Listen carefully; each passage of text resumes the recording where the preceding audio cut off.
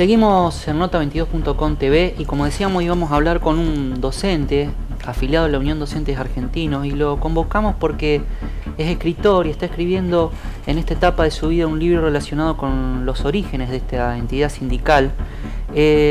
Jorge, muchas gracias por venir. Gracias por invitarme. Mientras te pregunto qué pudiste investigar sobre los orígenes de la Unión Docentes Argentinos, quiero mostrar en pantalla, mientras él habla, el primer balance y memoria de la entidad que registra por 1954.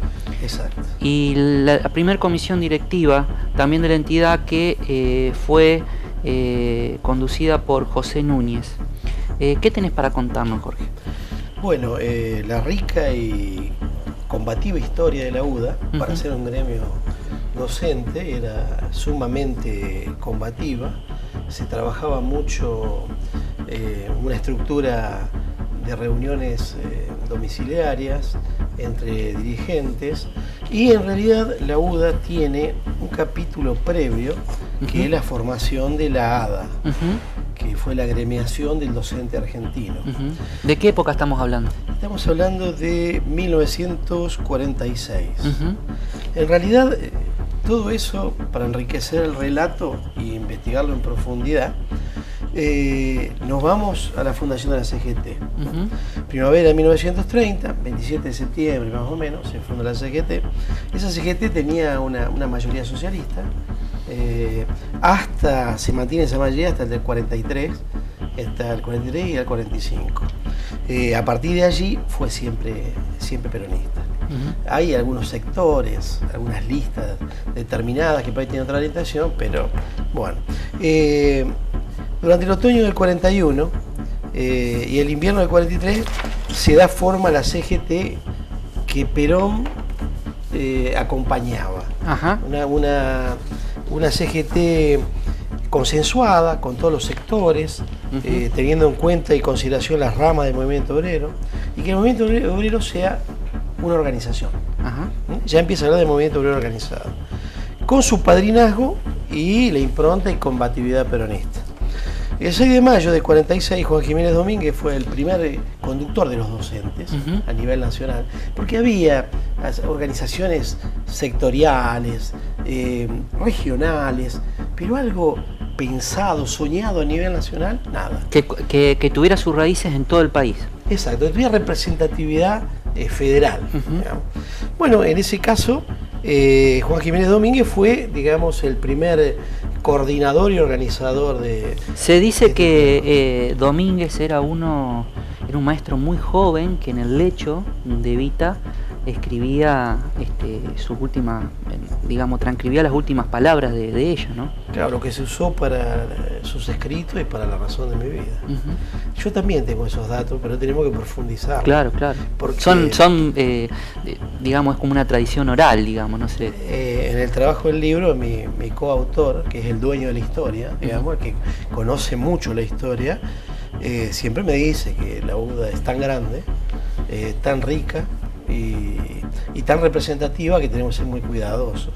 Así que bueno, estamos trabajando, prácticamente la estructura del libro está hecha, la idea está hecha, pero bueno, hay que ser muy cuidadosos.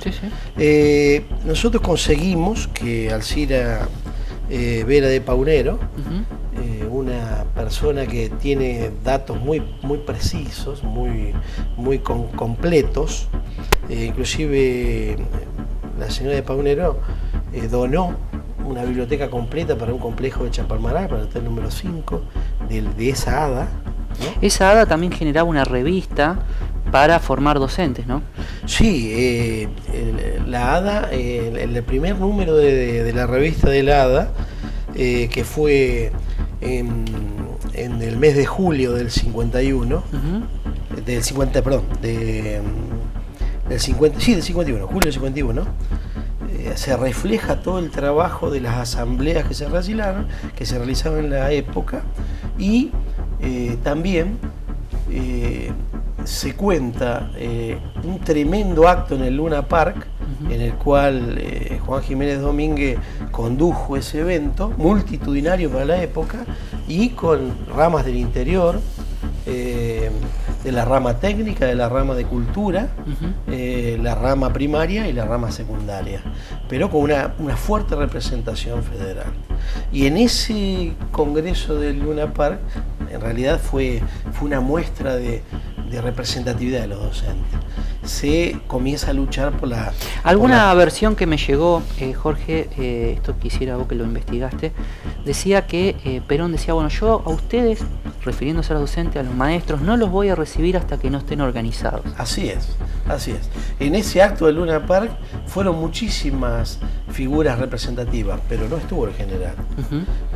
Si bien la ADA tuvo resultados fantásticos, formidables, porque permitió construir todo un sistema cooperativo para la vestimenta, para los electrodomésticos, todo lo que hoy hacen las cooperativas de los gremios.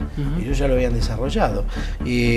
Luego se hicieron cargo de la casa del docente argentino, que es algo así como pequeñas casas en todo el interior del país, en cada provincia, para que los docentes que iban a hacer trámites tuvieran donde vivir, descansar transitoriamente y comer, como si fuera un alojamiento.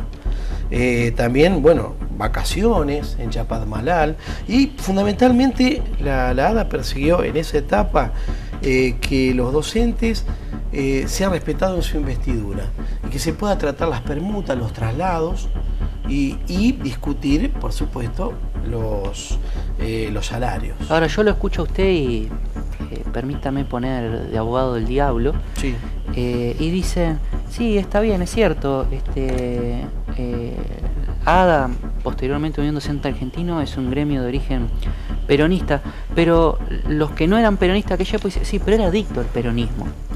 En realidad, la ADA tenía dentro de la UDA, porque la ADA termina su emblemática gestión con ese congreso del Luna Park y luego se logra la personería, nuestra tan querida personería, la 1477, que es de representación nacional, con delegaciones en todas las provincias del país como es hoy, ¿verdad? Hoy mucho más contundente, mucho más orgánica, claro, pero ya en ese tiempo se logra. La presentación de la revista habla de todo eso. Luego viene la etapa en la cual la UDA empieza a estructurarse gremialmente. El general les plantea no solo a los docentes, sino a todos los gremios que sean orgánicos, que se estructuren formalmente, que sean verticales para ser eficientes, porque es una moda de la época, ¿no? El verticalismo que yo respeto aún hoy como peronista, pero en esa época era sumamente frecuente los resultados del verticalismo, porque bueno, era un concepto militar el verticalismo. Claro, exacto, sí, pero un poco lleva el estudio de su conducción a la política. Así es, sí, lo exacerba, lo emprolija. Bueno, y en la etapa posterior a la ADA, cuando el general le pide que se organicen los docentes de todo el país para poder defenderse de no solo del gobierno real, sino de los posteriores gobiernos que hubiera, en toda circunstancia de la historia argentina. Así que...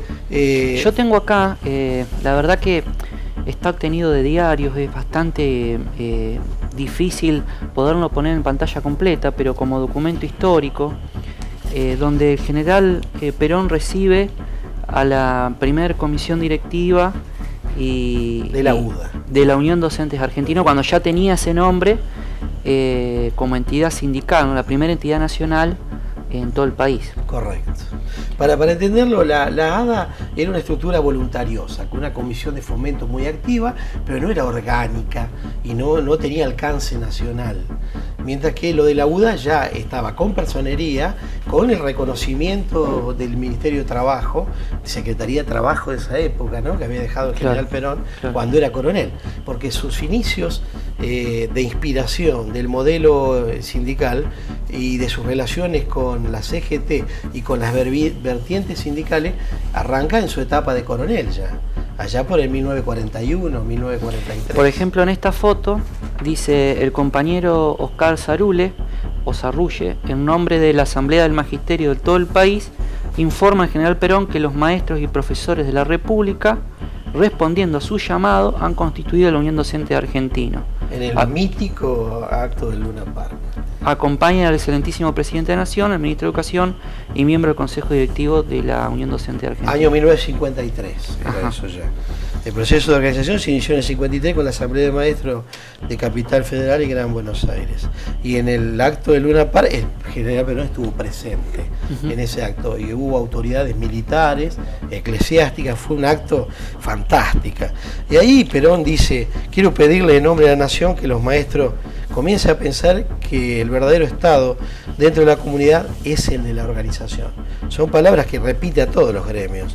El gobierno no debe organizar a los sindicatos, deben ser las asociaciones profesionales las que se organicen en defensa de sus propios intereses. Da la sensación de que Perón debe haber estado entre sus primeros afiliados. Era costumbre en aquella época que los sindicatos de origen peronista tuvieran como primer afiliado al general Perón. En este caso, cuando muestras el gráfico, el compañero Sarruil, en ese caso le presentaba, la comisión le fue a presentar su respeto al general y a entregarle su carnet de afiliado número 1.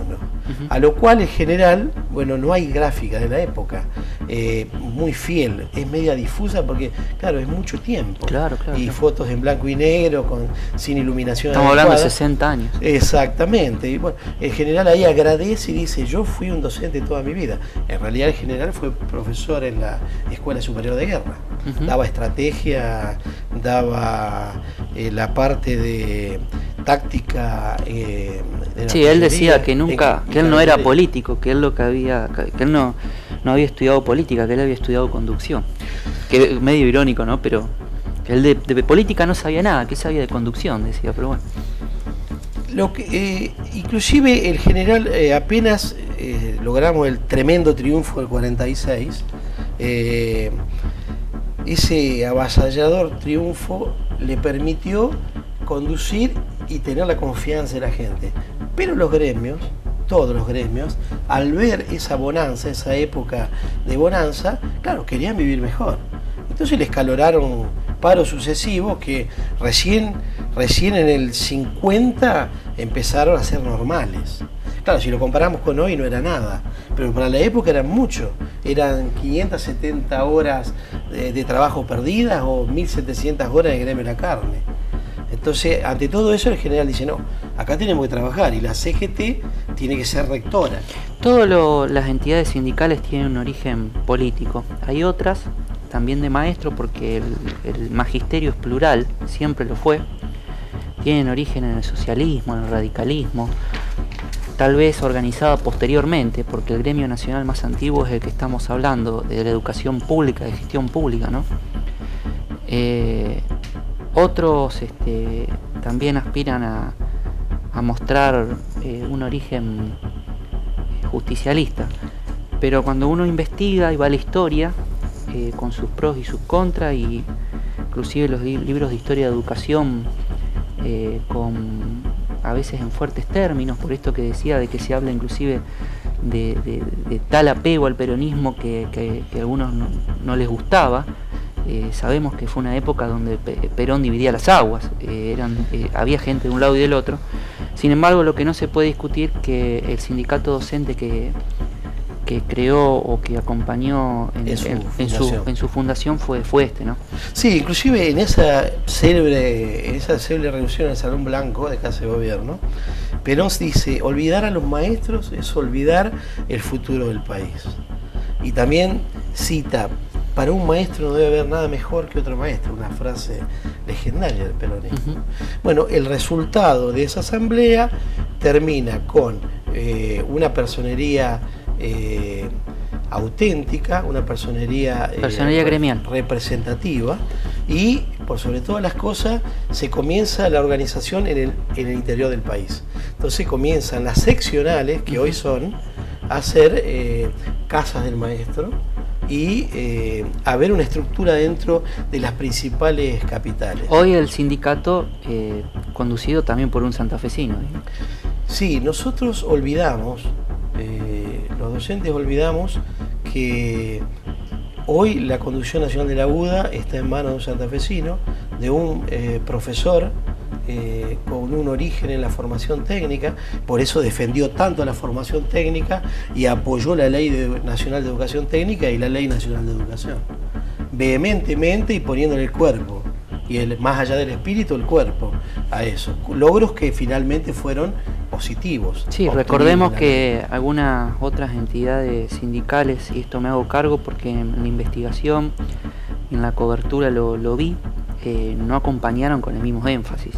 Inclusive el profesor Romero hace un esfuerzo notable, trabajando en Buenos Aires con la Conducción Nacional del Gremio, pero nunca olvidando la seccional Santa Fe, siempre poniendo especial énfasis en la conducción de la provincia, su cercanía al ministerio y su trabajo dentro del ministerio para flexibilizar los movimientos y los acuerdos, siempre es notable, siempre se puede ver en cada convenio que se discute, en cada año en que discutimos salarios, encuadramiento de salarios, y bueno, y después el trabajo, hay un enorme trabajo presentado en el Congreso para defender a los docentes en la etapa actual por la violencia. Hay un proyecto de ley que, bueno, duerme el sueño de los justos en una parte del Congreso, que es un proyecto